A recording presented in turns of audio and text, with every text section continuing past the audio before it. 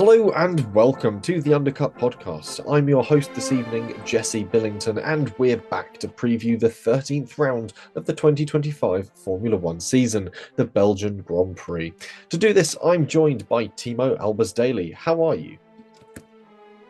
Nice and relaxed after a surprisingly long feeling 2-week race in Silverstone. It seems a lot longer. I don't know about you. I mean, I've had IndyCar keeping me company in the meantime, which has been fast and frantic and frenetic, but it's going to be nice to get back into some F1, even if it is a sprint weekend. You still got to love Spa. How are you? You've still got to love Spa. Spa will always deliver, and just got to get through the sprint weekend bit of it. I think, thinking positively about it early doors, the sprint weekend means there's less preparation, which means Spa is more likely to spar than ever sparred before, because obviously the drivers will be approaching a circuit that haven't had the chance to practice around quite so much. But we'll wait and see what happens. In the meantime, yeah, it has been a weird sort of 2-week gap. Last time we were here, it was British Grand Prix. I'd been at Le Mans Classic. Since then, I've had Festival of Speed at Goodwood, and then my sister's wedding. So it's been just sort of non-stop for me. I'm not entirely certain if I'm on foot or horseback at this point in time, but still we roll, and I'm aware that it's the Belgian Grand Prix this weekend, and I'm quite looking forward to it. More importantly, though, there has been some significant news since we were last on air. And Emerson Fittipaldi's joining Formula 2. Yeah, Emerson Fittipaldi's joining Formula 2. He's doing well for a 70-year-old getting into Formula 2. It's weird they're letting a Formula 1 champion return to Formula 2, but I guess he never won. Well, he clearly watched the F1 movie and thought, well, if Brad Pitt, Sonny Hayes can do it at the ripe old age of 63 or whatever it was, then there's no reason that an extra 7 years should make any difference. Emerson Fittipaldi, just checks notes, is 78 years old. There's nothing that an extra. Let's just ignore how big the gap is between the two of those is, and he'll be fine. He didn't win Formula 2, though, so technically he can go back to do Formula 2. He raced in Formula 2 in 1970 with the Lotus Semi-Works team, Team Bardal, in a 59B. He 6 finishes in the points, 4 on the podium. He ended the 8-race season in 3rd place behind Clay Regazzoni and Derek Bell. While this result was very impressive for the newcomer to the series, the spotlight was on Fittipaldi that year because of his activities in Formula 1 instead, because at the same time he was also sort of starting to run in Formula 1 at the same time alongside Jochen Rindt and John Miles at one of the teams. So, yeah. Anyway, but no, we just actual Emerson Fittipaldi we're talking about is Emerson Fittipaldi Jr., the 18-year-old son of two-time champion. But we'll get to his news anyway. The important thing, which we almost skipped over there, is that I hijacked you immediately there. Continue. Yeah, you immediately sent me off on a bit of a fool's errand. The important news is that Christian Horner has been sacked from Red Bull. Obviously, we're late reporting this news because this all happened about 2 weeks ago, but we were recording then, and frankly, we weren't entirely certain what there would be to report and record at the time, and there still isn't a great deal to report and record, really. It's the sod's laws thing of if we had done an episode covering this, then a slew of news would have come out afterwards of all kinds of other shenanigans going on.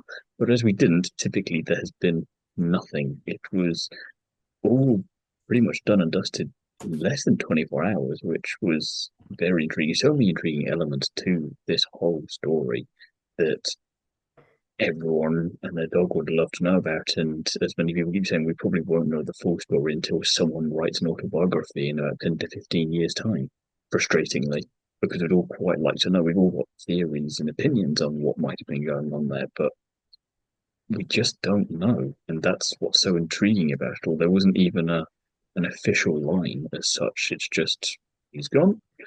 Lauren is stepping up and Alan's stepping up at racing balls. Continue with your week, and you're like, excuse me, you can't just do that. We'd like a bit more context, please, and thank you. Otherwise, we are just going to do what the rest of the internet is doing and come up with more and more far-fetched theories as to why you decided 2 races away from the summer break was the time to do this. After him being in the role for, I think I'm right in saying, 100 years. Yeah, a very interesting one. We'll cover the immediately obvious bits. Obviously, Lauren Mackey's promoted from their team principal role in the academy at RB to taking over running the team at Red Bull. Meanwhile, Alan Permain will now step up as team principal at RB. The important question is to sort of why Horner was sacked and sort of the lead up to it. He's been the team principal since their inception in 2005, so 20 years, leading them to 8 drivers' championships and 6 constructors' championship titles. But obviously, this all comes 17 months after Horner was accused of sexual harassment and coercive and controlling behavior by a female employee.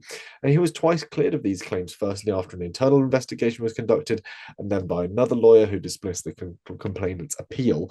However, during this year, there was supposed to be a further investigation of this by another external lawyer and external sort of HR and works practice firm.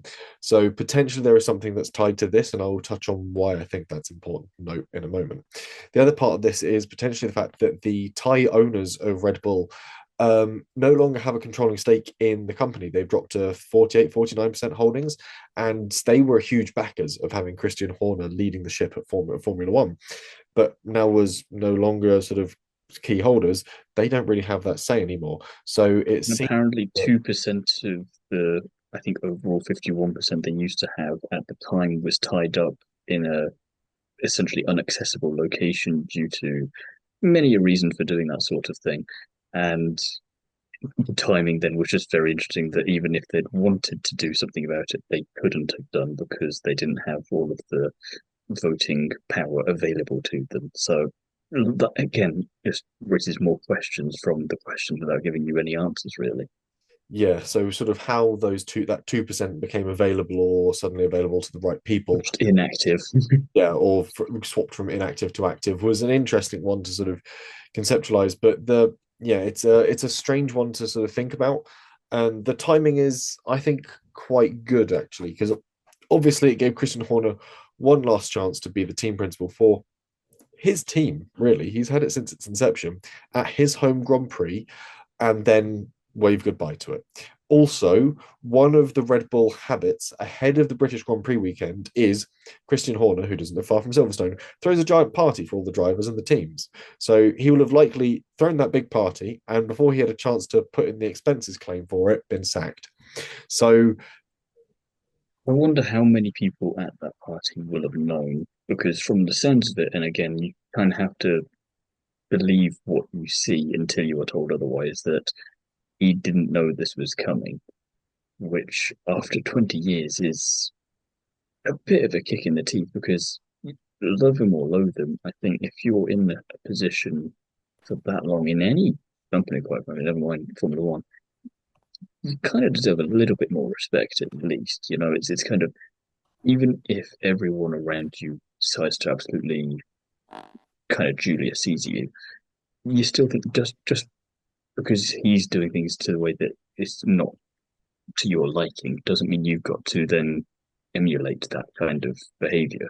You know, it's kind of, you've got the chance to be nice and polite, and you go about the proper way of doing it, and at least then you can be, no one's going to accuse you wrongly, or kind of, or hold it against you rather, for being nice about how you go about something. You know, it's kind of like, well, no one likes to get fired, but at least we did it in the nicest possible way to you, rather than just, so 20 years you've been here, and a couple of days after the British Grand Prix, oh, by the way, you're fired, and that's going to be effective immediately. And we could have given you a heads up, but we didn't. And it just, yeah, the timing on that side of things, I give you, is not bad, because again, if you were going to have a last Grand Prix in charge of a team that you've been in charge of for the last 20 years, your home Grand Prix isn't too bad. And you've got 2 weeks until the next thing, so there's plenty of time for you to clear your desk out and all the rest of it. But it was a bit odd, a little bit like some of their driver changes in the past. It's kind of just wait until the summer break. That would have been perfect time to go about it then. Now makes me think, and the point that you've made reference to in the notes here, is that, is it part of the process to try and keep Max from leaving the team? And I'm not sure if I buy that or not, because I don't know if him leaving is enough of a draw to keep the staff, and especially as, wouldn't you rather, and again, speculation, but wouldn't you rather have someone in charge who is not the perfect person? Let's say there is some disagreement between the two of them, but knows how to get stuff done, rather than go into just unknown territory, because as nice and decent as Lauren Mackey's appears to be, we don't know too much about him generally. We know his work history, but in terms of him being in this kind of a big position, it doesn't feel like a natural thing from like Sauber to Ferrari that Fred Vasseur had. It doesn't feel like that kind of natural step up. It feels more like a we haven't actually got anyone in mind for this, so we're going to put you in charge as kind of a caretaker, and then we'll get someone else down the line. And I just think that you're not going to fire Horner off a whim, but then surely you would have a plan in place, and it doesn't come across, at least just yet, from the public image that they've given, that they have much of a plan. I think that there is certainly some aspects of a plan there. I don't think that anyone. I was surprised. Do they have concepts of a plan? Is that what you're trying to say? No, I think Is there. that the kind of reference you're making? No, I think they genuinely do have a plan with what they're doing with this. But I think when it comes to people outside Horner and the immediate sort of management tier at Red Bull, knowing before he was fired, I think that was absolutely sort of hermetically sealed up until about half an hour before he gave that speech at Red Bull Technology Center and was then summarily dismissed. Because from looking at sort of the sources and from where I got the news about half an hour before it actually happened, there is always a consistent leak coming out of Red Bull, and B, it is a trusted leak. Every time that I've picked up on something and followed it, it's always come true about half an hour later or about a day later. There's always been an element of veracity to it that's chaseable, so, which suggests that this had been absolutely sealed right up until the moment that on that Wednesday morning there was a coffeeless meeting with Christian Horner, and they sat him down. Probably Oliver Mintzlaff sat him down and said, "You're done." And part of that, I feel, is potentially because of, as I said earlier, there is this sort of ongoing tertiary investigation into his behaviour. And speaking with James Vowles at the Festival of Speed, I had a number of interesting conversations with him actually over the course of an afternoon. And he said that he felt there were many reasons that led up to this, not just the slipping in the team's performance and the brain drain out of Milton Keynes, which suggests that there is definitely something else going on. But when it comes to that slipping of the team performance, that will have almost certainly been a crucial element to it. The fact that he has lost so many big names. He's lost Newey, he's lost what's his face over to Sauber, and Wheatley. Wheatley, that's it, Mr. Wheatley. And you look at the sort of the potential jumps that certainly we've seen at Sauber, the way that they operate and the way that they've sort of conducted themselves over weekends has changed hugely under Wheatley's eye. And we sort of begin to wonder, okay, these were the people that were potentially vital to how a Red Bull Formula One weekend worked. Maybe we can get rid of the guy that could possibly be a bit of a hurdle to progressing and moving ourselves back in that direction. So there's a lot of questions about it. I don't have any questions about Lauren Mackey stepping up.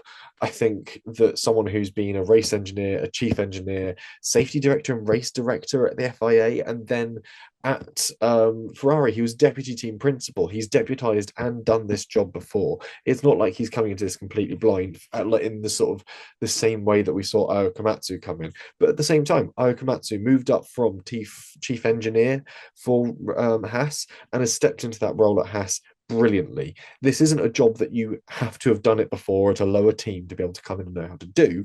This is a job that you have to be able to come into with a unique way of thinking. And I think the roles that we've seen Lauren Mackey's inhabit before suggest that he's coming into this with a very well-rounded worldview, if that world is the world of Formula One. And he has spoken to some interesting drivers across his years as engineers and later again people that he knows with inside the FIA and within race direction and also within Red Bull. He's been in Red Bull for quite some time as well at different teams. So he knows the setup, he knows the gist of things, he knows who to speak to get things done. This isn't just someone they've plucked out of thin air. And the same argument can be leveled at Alan Permain as well, stepping up to RB. They need Yeah, in that sense, it makes sense to put them in those roles. I just don't see them staying in them, if that makes sense. Because, like you say, nice and well rounded with all the background there for the pair of them. They know what they're doing, but it just seems to me as like they are both safe pair of hands whilst we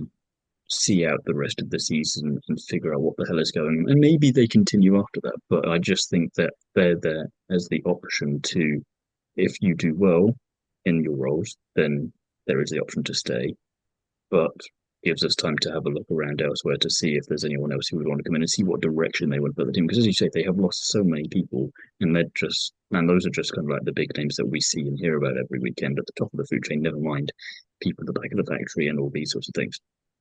And if Max still goes, then that's going to be interesting to see what direction the team want to go in there. Because without him in their team this year, they'd be bottom in the Constructors' Championship, and they've got to figure out a way to at least be prepared for that. Even if it looks safer now for them, let's just assume that they've got him to stay. You still don't want to find yourself getting close to that position again if you're Red Bull and being caught off guard. So I don't know. I just feel, and maybe it'll be nice for us to disagree for once, but I think it's just a way of keeping things as calm as possible. You've got two very safe pair of hands with these two running both teams and being able to go back and forth. Because obviously they work together at Racing Bull, so they have a good relationship there. They can figure out who's best to go in Red Bull for next year, who's best to have as backup in case Verstappen still goes, who you bring up from junior formula if you need to make a change at Racing Bulls and all this sort of thing. And in the meantime, it gives everyone else at Red Bull management time to figure out what the hell they're doing and prepare for that for next year. I think Red Bull management know what the hell they're doing. They wouldn't have made this decision lightly, and they wouldn't have gone, look, we need to get rid of Horner. Who the hell do we grab to put him in? Fuck it, Mekis. This Oh will have. no, I feel like they have planned that far, but I just don't think that it's absolute definite that those two are staying in those roles long term. It's kind of obviously you're not just going to fire Horner on a whim and go, shit, who do we put in there? Oh, let's just grab one of the two people from Racing Bulls and shove them in there. I think you have a plan up until that point, but then like I say, you give him the rest of the season, you figure out if he's more than up for the job, which by all intents and purposes he's proven to be in many other roles and teams before. But maybe you want to try and do something else at some point. And that would be the perfect time to over the winter break and to bed someone in to have a bit of time to figure it all out. But I think if you look at how Alpine have treated their team principals over the past 3 years and the constant chop and change and the fact that it's led to continually dire and dire results. Whereas you I look at, think Red Bull would have learned from that one, though. yeah, They're not going to do the same mistake. they won't make that same mistake. So they will have Mekis and Permain in those positions for longer than we anticipate. They will be in there for 3 to 5 years, I think, will be the window we see them in for. Because if you look at the teams that have kept people at the top for longer, we look at Zach Brown and Andrea Stella at the top of McLaren. If you look at Toto Wolff at the top of Mercedes, if you look at the longer periods of time that we had sort of decent team principals at Ferrari, and if you look at the fact that we aren't considering Fred Vasseur to be the problem, he's been at Ferrari for what, 2, 3, 4 seasons now? But if you look at the fact that he's settled in and it's given everyone time to go, yes, he was the correct decision to make. Ferrari have moved their problem further and further up the train. We're now looking at the chap who sort of oversees Ferrari sporting endeavors and going, I'm afraid you're now the problem. John something, I think his name is. So if you look at the way that other teams do it with their team principals and see success with it, I cannot see Red Bull going down this path of chopping and changing them. But regardless, the big question is, was this done to sweeten the proposition of keeping Max Verstappen? Ultimately, it seems like it might not have been done with the express purpose of doing this, but Max Verstappen is likely now going to see out his contract until the end of 2027. So potentially for Red Bull, this buys them a couple of years. And this is the sort of crux of my theory of, okay, we've still got Verstappen, we've got people that know what they're doing leading these teams, we can start to piece everything else together again. And that's where it comes from. It's the bigger picture, not just that case. No, but I think that say Max stays and he sees out his contract. Yes, you've bought yourself some more time, but I still think you then need to at least investigate what I was saying earlier and explore what happens when you don't have a Verstappen or a driver like Verstappen. You can't assume that you're going to automatically find the next version of him or the next Oscar Piastri and then just build a car around him. You need to be prepared for if he decides to split. He can do whatever he wants at the end of the day, Max. And if he just decides at some point before the end of 27 for nothing to do with any racing, he just wakes up one day and does Nicky Lauda and goes, "Nah, I'm done. I'm just don't want to do this anymore," then they've got to be prepared for that. And I think that would be, if they're going to keep everything stable, that's great. And I hope then that they look and learn from how close a calamity they could have had this all gone in a slightly different way, and make sure that they've at least got some plans in place for that.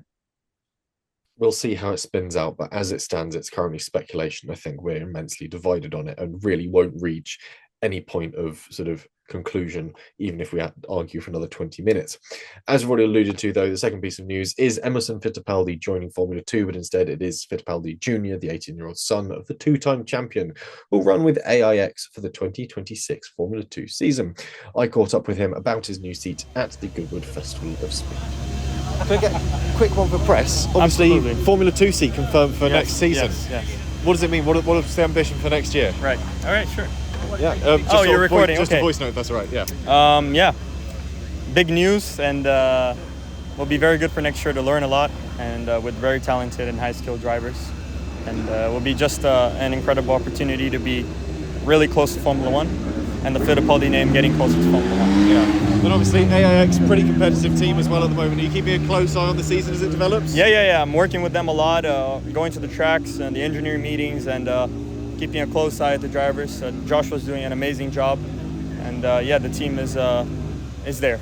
Yeah, and obviously we're here at Goodwood, chance to drive one of the family cars. What does it mean to get in something that special? It's a dream come true for me, and it's also my first time ever driving a Formula 1 car. What a special way to do it. It's still a Formula 1 car. Doesn't matter what year it is, it's still a Formula 1 car. Yeah. Doesn't matter. It doesn't matter. So yeah, it's just an incredible opportunity. I might get to drive this later in the weekend, the turbine. I also want to be such a fun piece of kit. I want to be that type of guy to say I've driven already a Formula 1 car with a turbine engine. Not only just a Formula 1 car, but one of the turbines. The only one in the world. Yeah. So this would be an incredible opportunity and lots of fun here. I was going to say, doing what I love. Driving Formula 1 cars. Goal. Amazing. Thank you. Thank you. So it's exciting news. Obviously, we've got sort of new drivers arriving in Formula 2, coming in from different pathways. Fittipaldi currently running in Freca, I think, off the top of my head. So we're seeing these drivers emerging from these new pathways. Freca really emerging as this sort of proper possible opportunity for drivers to move into Formula 2, which is important when you consider that Freca is sort of becoming a bit of a dumping ground for Formula 1 Academy drivers as well. It's showing that this pathway from Freca into F2 is a viable one, and obviously Kimi Antonelli, a bit of a sort of golden boy poster child, early sort of icebreaker for that project.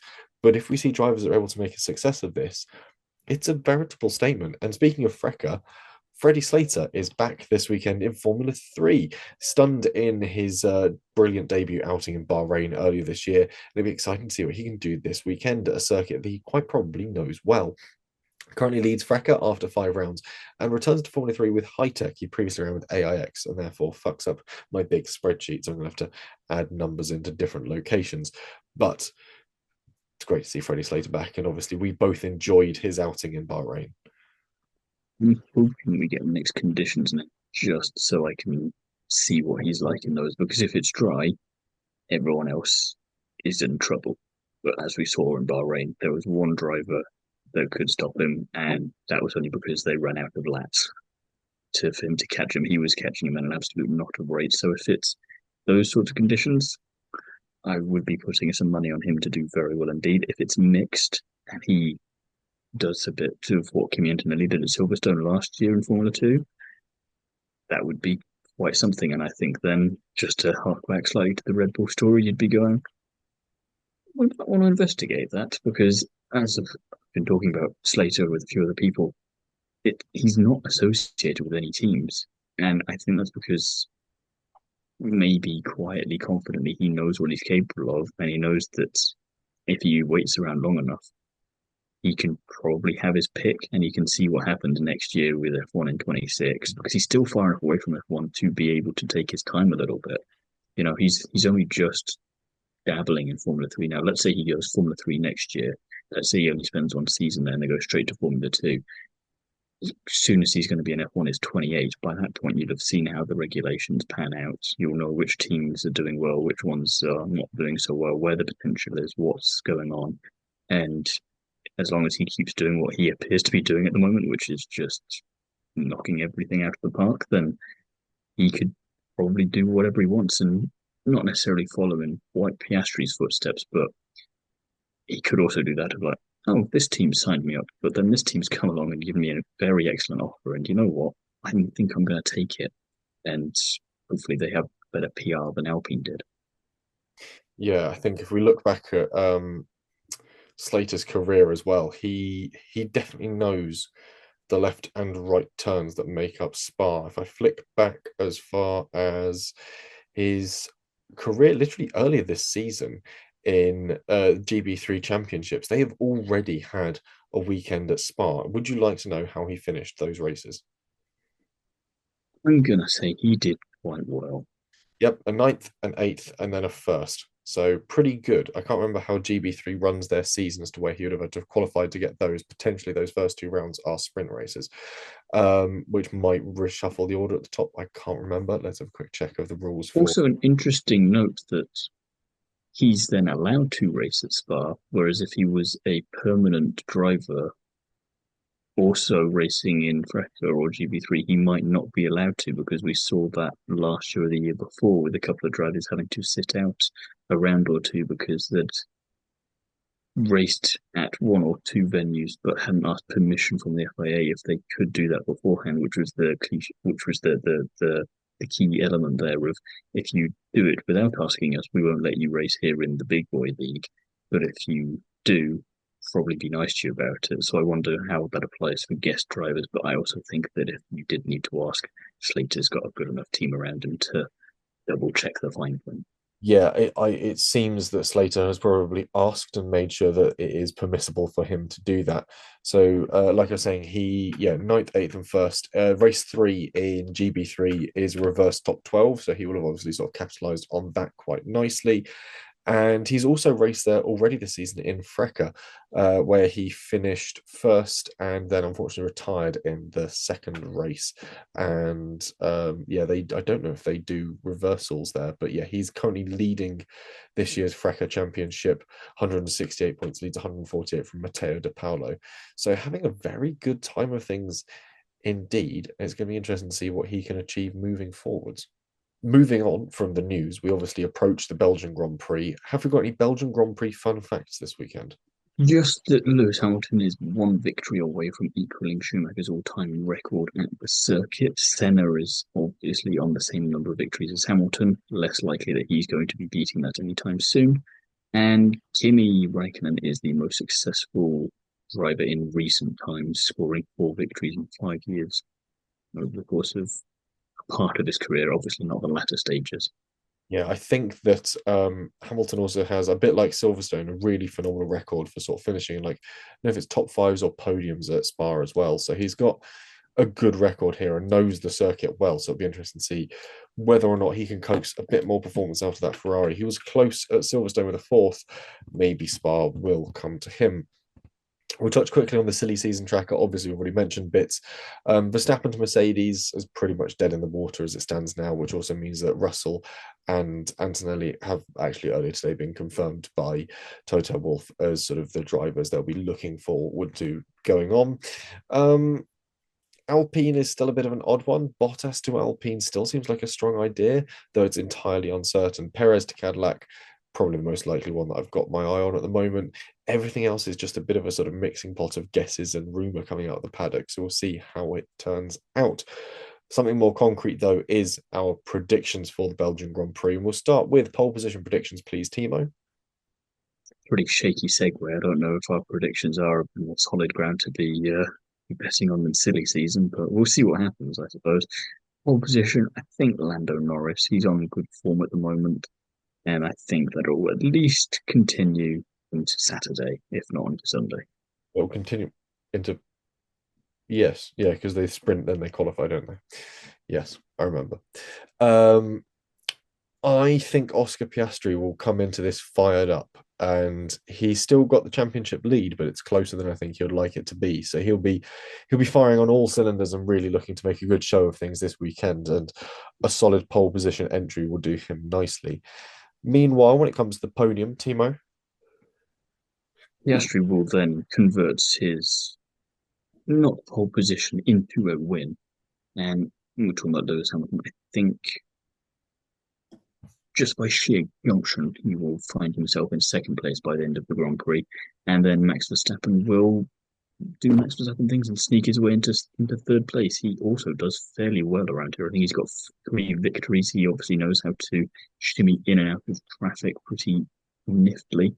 And yeah, I think the Mercedes, the Ferraris, Norris, and Tsunoda, they can be in, well, maybe not Tsunoda, but the rest of them can all be in amongst it. But I think even with the powered car, he's still going to put up a pretty good fight, a little bit like Albon can do at certain tracks and just make his car incredibly wide, much like Albon did at Spa a few years ago, I think, and just keep people behind him that way. So I think that's how Max sneaks onto the podium. Either that or everyone's too busy fighting themselves behind that he's just in third going, I'll just keep my head down here and do my best Kimi Antonelli impression from Canada. Yeah, it'd be an interesting one to see how he performs. I think we're going to see Piastri convert that pole position into a podium. Lando Norris will chase him down for second place, and George Russell will get back up onto the podium after last year's attempt, but hopefully he'll cling on to it this time. Well, he was on the podium last year. He was on the podium, but it was sort of stripped off of him afterwards, however. So I think that we're going to see him have a better run of things this time round. Meanwhile, when it comes to fastest lap, we're in agreement with this one. Yeah, I think Oscar Piastri. Like I say, he's still going to be fired up one way or the other, and it's a shame we don't get a point for that these days in the championship itself. Obviously, we still do if we get this right, but yeah, Piastri, fastest lap. Nice. Piastri fastest lap as well. I think he's on such good form at the moment. It's sort of silly to not count on him, especially when it comes to that sort of last part performance. Wild predictions though, and this is where things get a little bit interesting. Timo, we'll start with yours.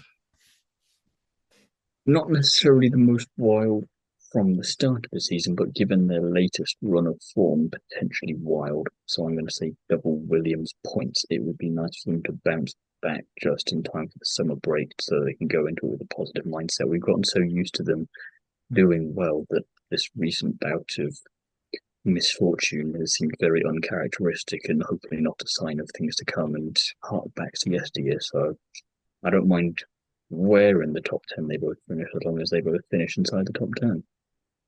Excellent stuff.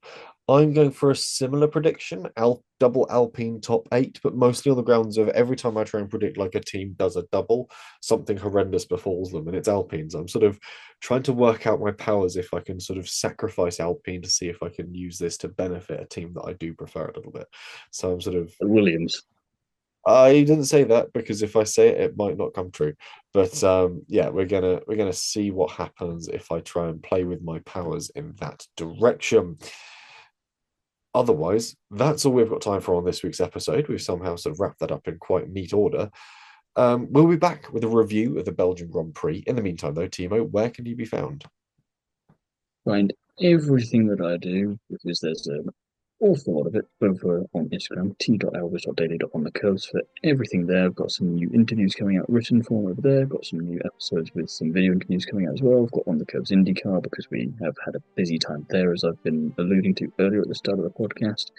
And I've got some written work for the Paddock Chronicle as well. So keeping everything ticking over very nicely indeed. Excellent stuff. And if you want more of me, you can, of course, find me writing for Classic Car Weekly. Pick up the latest issue. It's out now. It's a good one. You can also find me on the Classic Car Weekly podcast and, of course, on social media at Jesse on Cars on pretty much all platforms. There's always pictures, TikToks, videos and stuff appearing there. Well worth checking out. Otherwise, like I said, we'll be back with a review of the Belgian Grand Prix in a few short days. Thank you very much for listening.